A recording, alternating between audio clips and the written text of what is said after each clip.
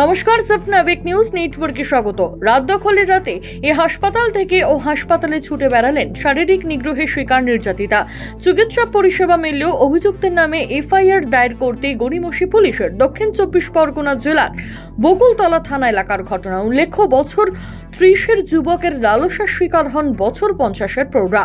বাড়ি ফিরে তিনি অসুস্থ হয়ে পড়ায় স্থানীয় নিমপিট গ্রামীণ হাসপাতালে নিয়ে যাওয়া হয় নির্যাতিতাকে এবং সেখানে শারীরিক পরীক্ষার নামে দীর্ঘক্ষণ বসিয়ে রাখা হলে পরে মহকুমা হাসপাতালে স্থানান্তরিত করা হয় এবং সেখানে শুরু হয় চিকিৎসা। অভিযোগ, এফআইআর নিতে গড়িমসি করে পুলিশ, তবে স্থানীয় বাসিন্দাদের চাপের মুখে পড়ে অভিযোগ নিতে বাধ্য হয় প্রশাসন। শিক্ষক দিবসেই শিক্ষারত্ন পুরস্কার ফেরালেন এক শিক্ষক। এদিন শিক্ষক দিবস উপলক্ষে পূর্ব মেদিনীপুরের কাঁথি জনমঙ্গল সংহতি হলে উপস্থিত ছিলেন রাজ্য বিধানসভার বিরোধী দলনেতা শুভেন্দু অধিকারী।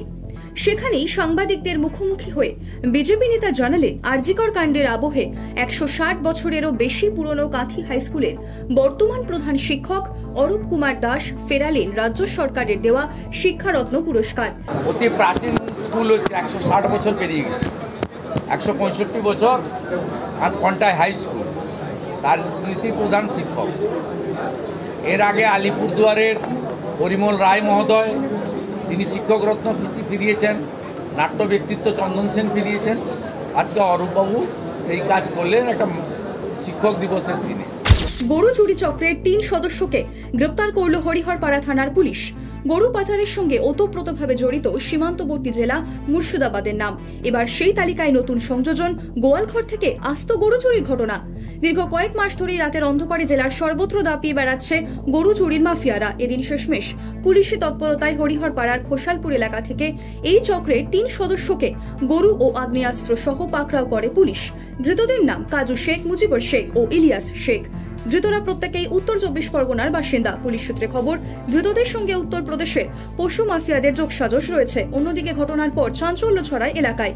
এদিন ধৃতদের 10 দিনের পুলিশি হেফাজতের আবেদন জানিয়ে জেলা আদালতে পেশ করা হয়। ভিন রাজ্যে পরিযায়ী শ্রমিকের মৃত্যু অব্যাহত।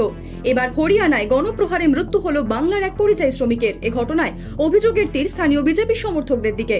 আর ভিন রাজ্যে সাবির মালিক নামের ওই পরিযায়ী শ্রমিকের মৃত্যুর প্রতিবাদে হাওড়ার শিবপুরের কাজীপাড়ায় বিক্ষোভ দেখালেন হাওড়া জেলা সংস্কৃতি উন্নয়ন মঞ্চের সদস্যরা।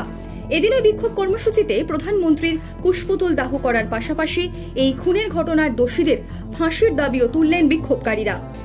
হাওড়া থেকে রাজু ঝাল রিপোর্ট, 7 নিউজ নেটওয়ার্ক। জয় হিন্দ।